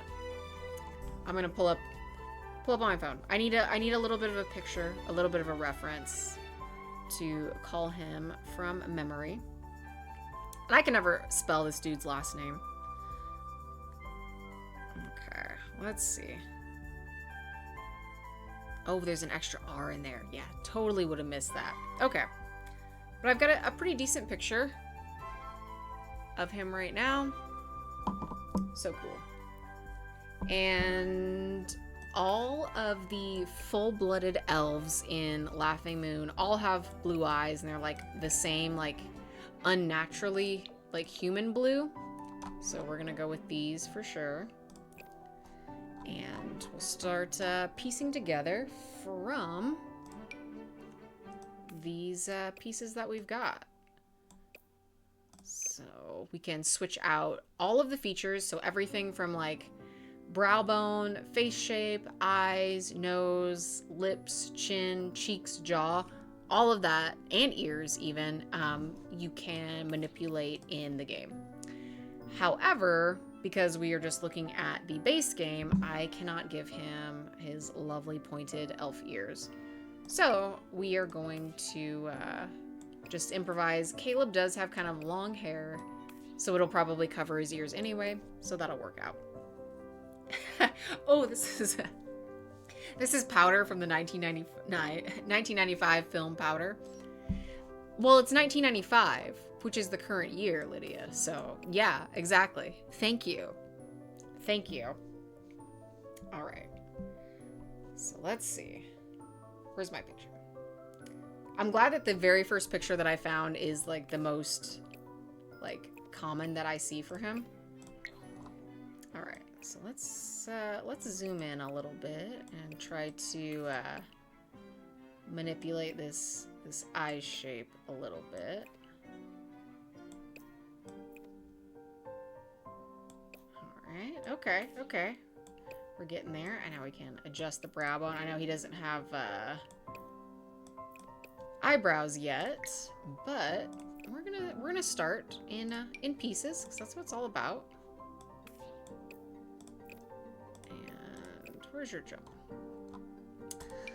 Let's see. So that's too long. Because he has a very, like, defined jaw. And then we can manipulate it from there. And pull this in. Pull that out. Okay. Okay. Now let's work on that schnoz. Let's see. Let's see what's the closest base nose that we can get for him. That's actually pretty close. Okay. And let's... Okay. Manipulate from here. Okay. Okay. And he's got more of a longer nose. He doesn't have the bump necessarily. Or they call it... What is that? Like an aquiline nose? I do love that term. It's not very aquiline, so it's kind of straight there. Okay. Okay. We're getting there. We're getting there. And then just overall face shape. And then we can do cheekbones. Cheeks. He's got kind of a high... Okay, that's pretty good. We can lift him from there. So, okay. Okay. We're getting there. So, mouth. That one looks a little too like... Okay. So I'm actually thinking these. And what's cool about The Sims is that you can kind of manipulate once you pick like one of the presets to something that, you know, fits more, that you can modify a little bit more. And oh my god, I can make some funny funny versions of people. So let's see. Bring this out a little bit more. Okay. Okay. God, it looks so weird without having eyebrows, but just trust the process, everyone. We're gonna trust the process. And I want to fix a little bit here. So I think there's like the chin, because he's got a very defined chin. So we'll see that. Ninja, you gotta catch some Z's. I don't blame you. You were in a different time zone, my friend. I totally understand. Good night. Thank you for hanging. And we'll see how close we can get by the time we finish. So we've got some time. But have a wonderful night. And let's see. We'll do average body. I think that's kind of throwing off our things. Okay, there we go.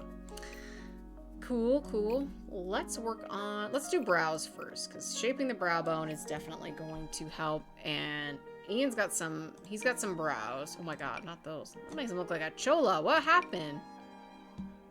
Actually, these are pretty close.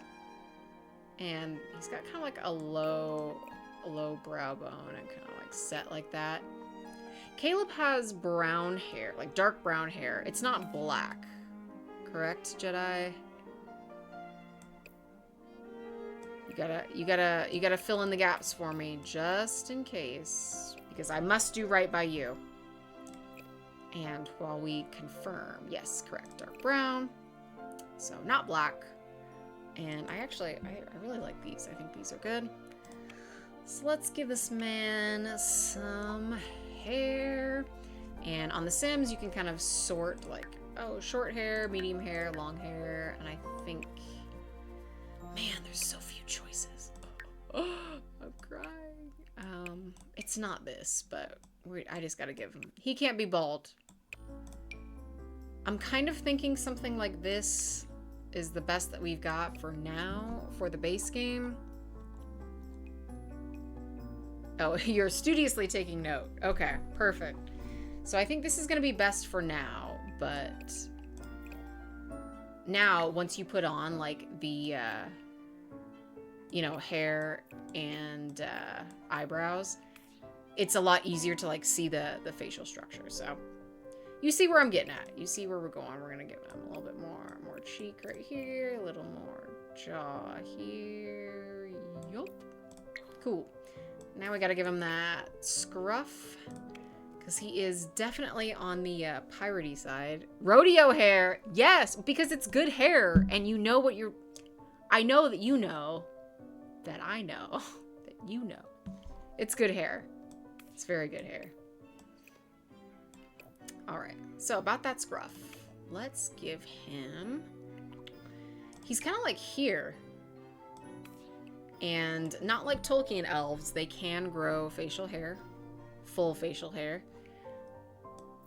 And because the hair hides his ears, just pretend he's got some lovely elven ears underneath this. He's got that set to his eyes, and I'm actually going to give him a weensy bit of eyeliner. Yes, with the scruff, we nailed it. Yes. Ooh, too much. I just want to give just a little bit because it does help with just giving him some definition to his eyes. And I want to find... So it's like this, but what's nice is that I can turn down the saturation just a little bit so that it looks more like to give him more of like a defined like eyelid. Did Sims collab with Mac? Yes, they did, because I didn't put my mods in, so this is like a base game thing that they have some of these eyeshadows, which I enjoy very much. They look very, very, very good. So cool. So I think this might be what Caleb looks like. And obviously for, thank you. Listen, I have been playing this game for an obscenely long time, and I have observed Ian Somerhalder. I have perceived him, so it's a little bit easier. And as he like moves around, when you zoom out, they'll kind of like react, and it's a little bit easier to kind of see their features.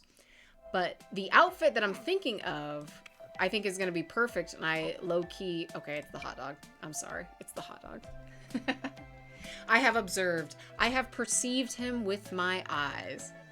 Hot dog! There he is.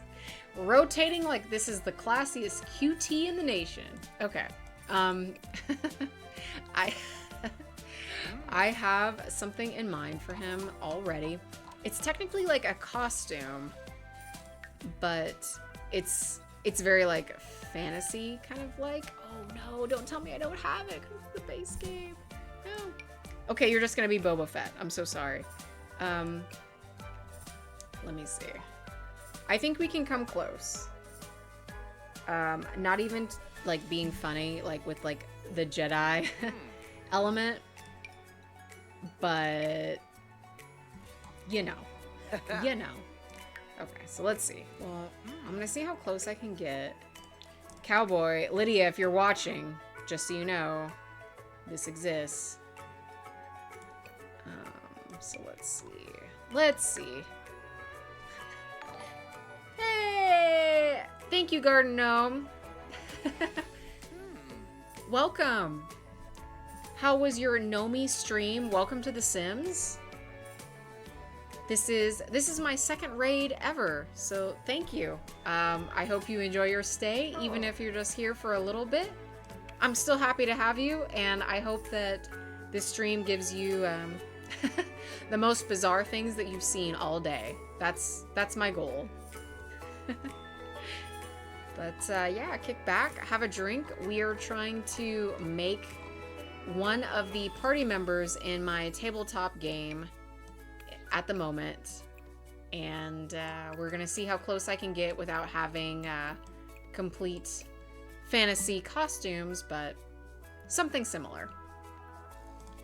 So let's see. This is actually really funny if he had like modern Caleb that has the D20 shirt underneath the jacket. And he loves it. He's like, oh, wow. All right, let's see. Let's see how close we can get. I'm thinking of something else that might work. That's kind of like a jacket. You love that brown blazer, green shirt number. It is a nice number. Can confirm. I kind of like this. I wish this wasn't like a t-shirt underneath, because Caleb's got his like scarves and stuff, because he's swashbuckling in that way. But I don't know if that's 2010's Kevin Parker. Kevin Parker? I'm screaming. Okay. What about this? This works, because it kind of looks elven, like from the back. But then in the front, it's like definitely giving like pirate. So that might be. Hello, welcome again. We love it. All right, we've got the Jedi approval. I feel like these are all a little bit too loud. I don't know how I feel about this pastel affair. But the black with the red, it's giving Caleb Pepper's Lonely Heart Clubs. Well, you know what? He loves music. So until we get our other custom content in the game, I feel that this is going to be our jam for as close as we can for now. I'm feeling it. I'm vibing with it. And let's give him some pants. All right. Now, are we going to do... I mean, if it was up to me, which it inevitably is because this is my circus, I'm going to give him leather pants. But I feel like realistically, Caleb is in something a little bit more practical. So but not like slacks. And jeans don't exist. And like cargo pants. It is in fact up to me. Okay, here we go. These have a nice like drawstring. I feel like something like this is definitely more of like a high fantasy kind of vibe.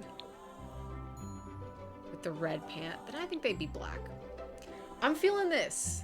I'm feeling this. And we're going to get him out of these crazy bowling shoes. And get him in some boots. Because again, Caleb is a kicker of ass. And that should be reflected in your footwear. Like, you can't kick someone's ass in sandals. That's not going to be... That's just going to be a problem. Like, no. Not clown shoes. This is when, like, Gia's just giving him a hard time. Just like, what are you doing, clown shoes? Alright. Let's see. Can we have some... These look like dark blue boots. I don't know. Not the cowboy boots. Maybe in another life. In another universe. Okay, these are black. Okay. Not ideal, but I feel like these are pretty special. I am going to see, because Caleb doesn't wear any gloves, does he? Not necessarily. Man, I don't have stuff unlocked, man. I'm gonna come back and give him a makeover with all of the fun stuff. We'll give him, I guess, just some regular nails. Because I like the detail. Let me see. Do we have just, like, neutral, not white? Those are too pink. Too weird. I don't know.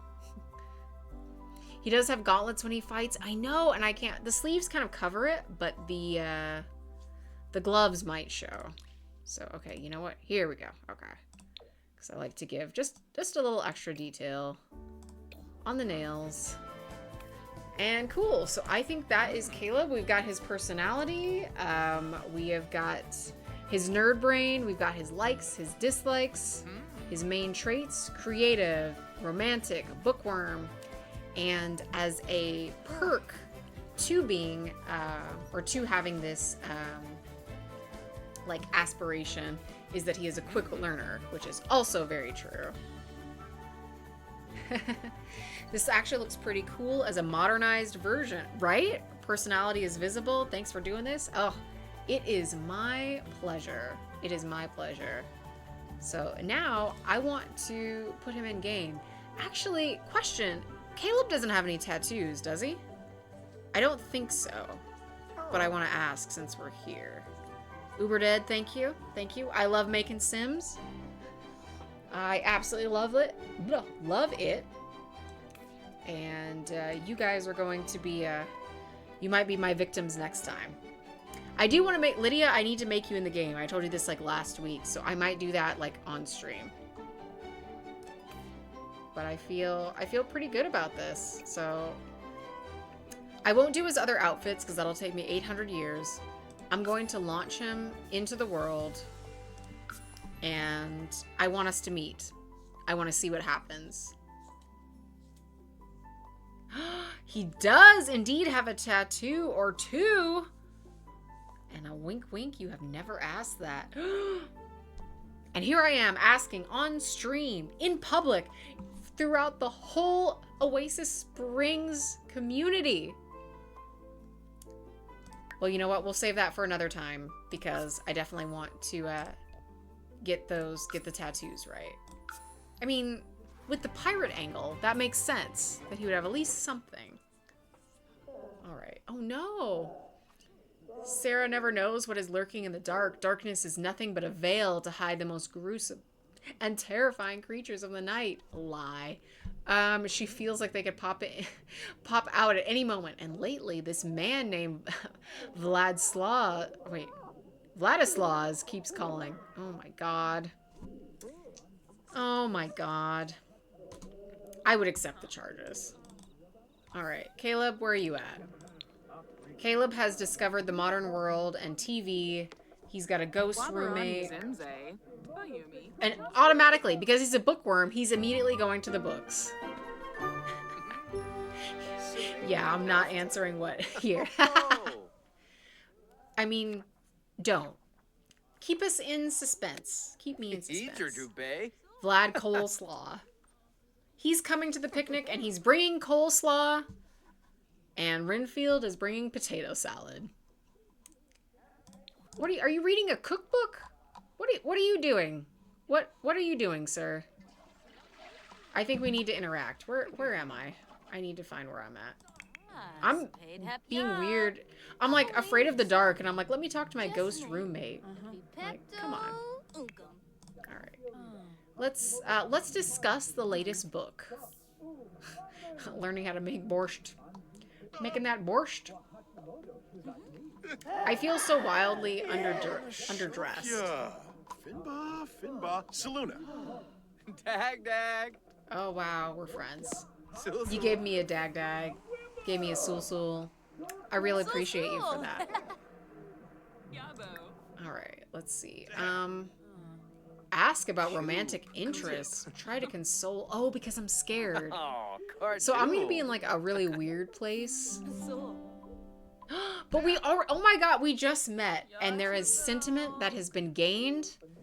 I'm glad you don't think my llama jokes are getting old. I feel like you just get me. Well, thank you. Thank you. Also, welcome. Thank you for joining. We are in the lounge, but we are in a really weird place. Right now, we have a Sims household with myself here in this very dark and very dank, depressing house. And the Sims version of one of my party members in my tabletop role-playing game, made somewhat modern. But we're hitting it off. This is going pretty good. And okay, someone identified a type of fish. That's great. I don't care. I'm trying to talk. Why am I in the shower if I'm scared? Listen, I'm always gonna be like nude on stream. Oh my god. Oh, Garden Gnome, it didn't work. Oh no, I wasn't sure if that was you raiding, like it was your raid, or if there was just one person in the stream. But it's all good. I appreciate you testing and trying.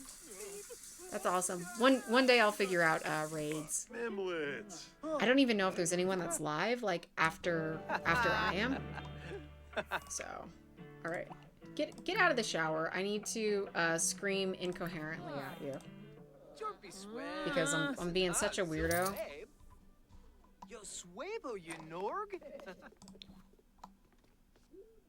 Let's see how this goes.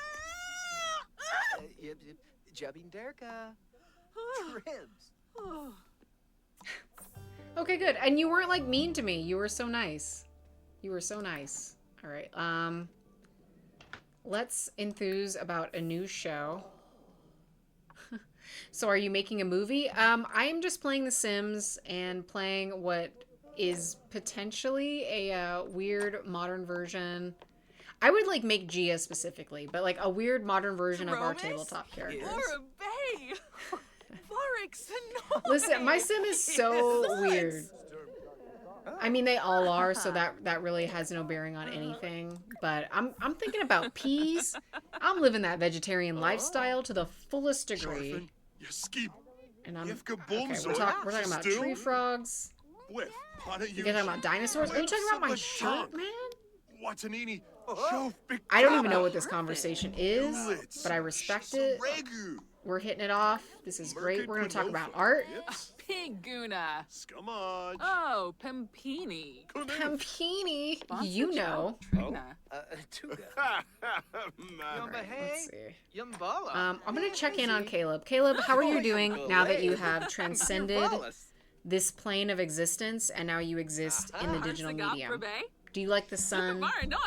You're thinking about bed? Go on. Bro. Bro, we just met. But I mean, really, like, can we woohoo? Ask to be woohoo partners. I can already do that right now. Crazy. Let's just see what happens. I can leave these peas alone. Uber Dead, thank you for hanging out. Thank you for watching the the silliness that ensues. Totally understand. Get your sleep. Enjoy. And hopefully I will catch you Thursday. If not, I hope you have a fantastic week. Thanks for hanging out. Garden Gnome. Now, are those other live people interacting with your sim? No. These are like sims that I've created. It is a single player game. So they're just, we're all roommates in the same house. And we're hitting it off. We are friends. I've got my peas. He's talking about bears. I think, are we woohoo partners? Okay, hang on. Let's look at our relationship. So whenever you can, like, you meet a sim, you can look at their actual like profile and see what they are to you. Cool. So I know that he likes piano, fitness, comedy, painting, violin, writing, and guitar. So I know a lot about him already. And we are woohoo partners. Oh my goodness. And we're friends. And we're closer from happy memories. Hitting it off like pals. Woohoo. Oh no. This is gonna be very fun. Alright, Jedi, I hope you're watching. So in The Sims, we're gonna get this ghost out of the bed because he's bumming out. He's bumming the vibes right now. So in The Sims, Simlish language has actual meaning for some of these words that sound like gibberish. And woohoo, we're gonna put this bed. Hang on. You can probably tell where this is going. Don't judge me. I'm putting this bed outside because we have no room anywhere else. But woohoo, when I want to woohoo with Caleb, that is indeed bumpin' uglies. That is indeed knocking boots. That is indeed everything that you could think of. Deny, please. And we love it. Get out of the bed! So this guy's trying to go to sleep. We're going to tell him to get out. We're like, no, leave. We need this. And this is indeed. I'm so sorry. There's no romance to this. I like how the one roommate just came out that was like, oh, a bed so I don't have to sleep on the floor. Shazam. So yeah, we've got our beautiful IKEA bed in the middle of the patio outside. The freaks indeed do come out at night because we have no room in our lame starter home. And we've got like 5 other roommates and a ghost. But we love it. We got fireworks. Incredible. And your ass is asleep. I'm like, okay, bye. Oh my god. He's making her see stars. In every sense of the word. Fireworks, the whole thing. So like the Airbnb the other day. Exactly. Oh my god. Look at him. He's just laughing in his sleep. I didn't change your pajamas, so I'm sorry. You look like you're about to like play soccer for a Brazilian soccer team. And this poor guy is just trying to go to sleep. If he gets in bed with you, I'm going to scream. And I think that's what's happening. Oh my god. Or is she? Or wait, what are they doing? Okay. I'm so sorry. I'm glad that you had such a romantic evening and you're gonna wake up and you're gonna have like some strange dude in your bed.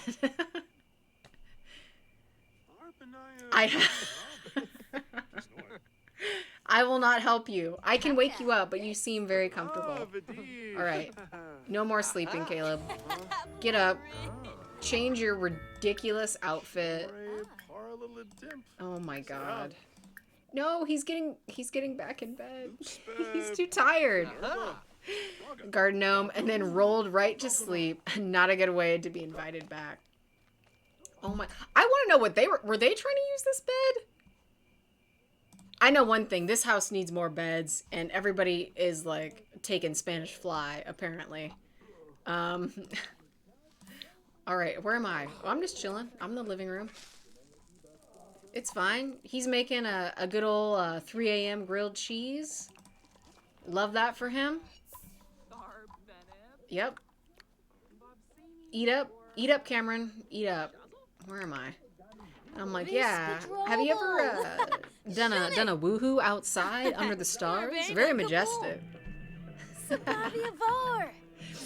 my god. I said I was gonna play Sims nicely, but there's always just that little bit of that element of chaos that just happens to be present. And now, Caleb, are you eating the peas? No, you're eating something else. What are you eating?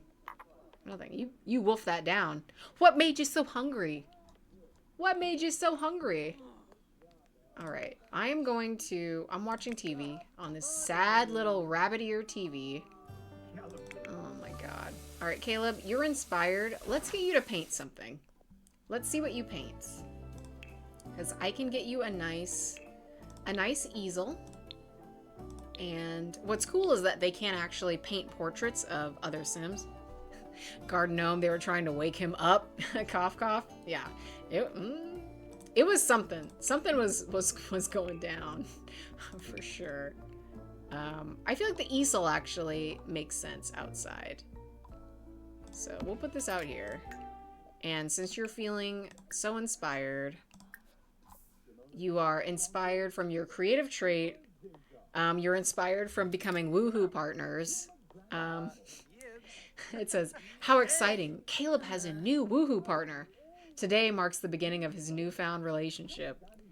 And then he had his first woohoo that is making him happy and also boosting his inspired mood. Which is very, very funny. I love that you know nothing about the game, Jedi, so this is extra funny. And, like, what are you painting? Is this, like, your trauma? What is this? I need answers. He's a busy little Sim. Apparently. All I want to do is, like, eat peas and watch TV.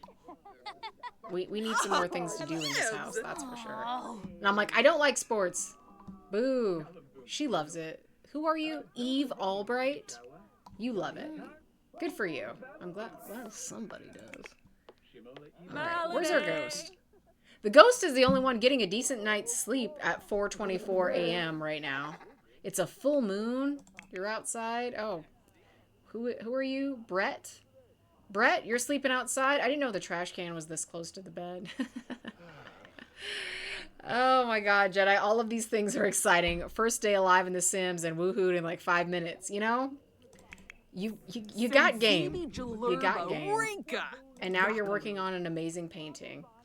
That is, again, just like, you're like, what if I just made like a dark hurricane sky? What is this? Please explain. You're so inspired. You're very inspired. And you want to finish a painting. You've leveled up already in the painting skill. Wow. You are accomplishing all of your goals. Actually, no, wait. This is so Caleb. You've painted this like fantasy scene and the sea. Oh my god. Okay. This is kind of like way too accurate. Yeah, it's like a lighthouse or something, and then like this like castle, and then the ocean. Okay. This is kind of crazy. This is kind of crazy. We are going to keep this, and what's cool is that like once they paint something, you can actually grab the canvas and just like decorate your house with it. So we're putting this in the house. This is Caleb's painting. That is so wild. I know! I know. All right, yeah, we are going to give this a frame, and we can look at it, and what's cool is that we can actually see, like, oh, made by Caleb Vundergaard, and the style. You're painting the classics. Good for you. Good for you. Garden Gnome, oh, it's midnight, you gotta be up. Oh, Well, thank you for hanging out, and thank you for trying the raids. That was cool. That was exciting. I'll eventually figure out raids, but having you present was a present, so thank you very much. I hope you get good sleep. Hope you have a fantastic day for tomorrow, whatever you have planned. I hope you see something from this game that inspires you, that makes you very inspired in whatever you have on your agenda. Caleb, you're just out here just making storm blobs. You just want to draw like crazy storm clouds. Man, what are you doing? What are you doing? You're just like, I love painting. Love painting. All right, what am I doing? I'm still on the couch. I need to like get a life. She's like, have you ever like written something? And I'm like, listen. No, I'm just gonna mock everybody. You had fun. Well, thank you so much, Garden Gnome. Thank you for hanging out. You know what? In honor of you, before you leave, I know you're on your way out. You may not catch this, but I'm going to put a garden gnome in front of the house because I feel like that's important. We can have a happy gnome-iversary. We can have a gnome in a bear suit, or we can just do the classic garden gnome. This is going in for you. We're gonna put it right up front in the garden. Right there. Wow. Thank you, Garden Gnome. You have left your mark in the home. So thank you so much. This is already a relic. We've got a painting. We have a permanent fixture. And I can admire the gnome, which I will. And you can name them as well. So what name are we gonna give? We are at our time. But we'll give our gnome a name. We'll name the gnome. So here I am. I haven't changed it on my pajamas. Slacking. I am slacking. All right. Let's see. We need a good name. You know what? And Garden Gnome, I don't know if you're still in the chat or not, but since you were trying to raid, and because I'm going to bring it back to Mortal Kombat, I'm going to name this gnome Raiden. In honor. Oh, Gardenia. That's also a really good one. Raiden Gardenia. We consulted the Elder Gods and our local nursery. Love it.